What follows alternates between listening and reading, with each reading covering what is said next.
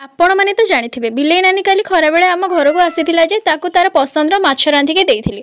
सेई खबरटा केमिति के जाने बिलुआ नानार कानरे पड़ी जाइछि।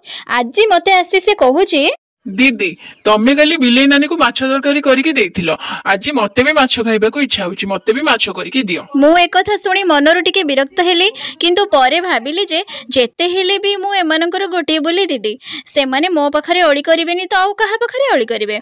हौ ठीक अछि जहा बिलुआ नानार इच्छा। ठीक सेतिकी बेले गाँ को गोटे माछ वाला आसीथिला। अरे भाईना रुह रुह मते किछि माछ दे जाओ। अरे रुह माछ आनिला परे ताको भल भाबे धोई मन देई रोसई कली।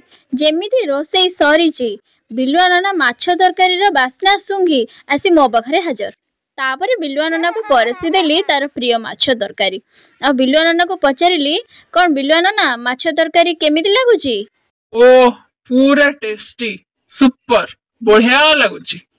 एबे बिलुआ नाना पूरा खुशी। मो वीडियो देखि आपण माने जदि खुशी हिचंती ताहले एबे ही लाइक और सब्सक्राइब करि दियंतु। Thank you.